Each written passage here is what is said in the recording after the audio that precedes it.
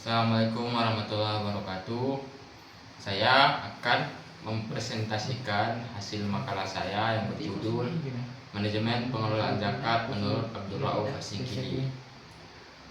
Nah, Abdul Rauf Asingkili adalah ulama besar Aceh yang hidup pada abad ke-17. Tepatnya ia lahir pada tahun 1664 di Aceh Singkil. Abdul Rauf Asingkili juga dikenal sebagai ulama yang mendalami beberapa bidang ilmu seperti ilmu fikih, ilmu tafsir, dan ilmu tasawuf. Karir pendidikan beliau dimulai dari tanah kelahirannya, lalu beliau hijrah ke Timur Tengah, tepatnya di kota Makkah dan kota Madinah, sekitar 19 tahun. Setelah kembali ke Indonesia, beliau diangkat menjadi mufti kerajaan. Tidak hanya menjadi guru agama Islam saja, beliau juga aktif menulis beberapa karya ilmiah. Salah satu karya beliau yaitu Tarjumah Al-Mustafid, buku tafsir berbahasa Melayu. Nah, baik. Menurut pandangan Abdul Rauf, zakat bukan hanya sebagai kewajiban umat muslim saja, tetapi zakat juga bisa menjadi alat untuk meningkatkan keadilan sosial dan membantu mensejahterakan masyarakat.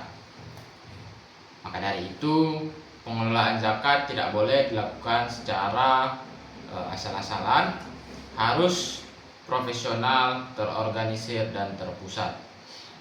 Pengelolanya juga harus memiliki integritas dan kepercayaan dari masyarakat, karena yang mereka kelola ini adalah harta orang miskin yang dititipkan oleh orang kaya. Abdul Rauf Asingkili juga memberikan perhatian besar terhadap pendistribusian zakat. Beliau mengatakan bahwa zakat disalurkan harus secara adil dan tepat sasaran. Tidak boleh ada campur tangan ke kepentingan pribadi, apalagi kepentingan politik. Nah, ia mengikuti prinsip-prinsip syariat yang mengatur 8 asnaf sebagaimana dalam Al-Quran. Tetapi dia juga menekankan bahwa pentingnya membantu orang fakir dan orang miskin. Apalagi Aceh saat itu sedang mengalami krisis sosial dan ekonomi akibat terjadinya konflik. Tak hanya itu saja, nilai spiritual dan moral juga menjadi bagian penting dalam sistem zakat menurut Abdul Rauf ini. Ia percaya bahwa pengelolaan zakat bukan hanya soal keuangan atau administrasi saja, tetapi juga soal niat yang tulus, keikhlasan, dan tanggung jawab kepada Allah. Maka dari itu, zakat harus dijalankan dengan landasan iman, bukan semata-mata sebagai aktivitas sosial dan ekonomi. Nah, dari semua ini bisa kita simpulkan bahwa pemikiran Abdul Rauf Asingkili tentang zakat sangat maju untuk zamannya. Ia tidak hanya memikirkan aspek fikih, tapi juga merancang sistem pendistribusian zakat yang adil dan merata.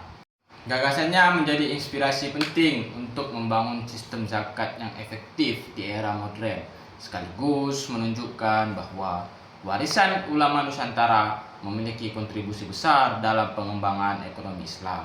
Sekian yang bisa saya sampaikan. Bila ada kurang dan salah, saya mohon maaf.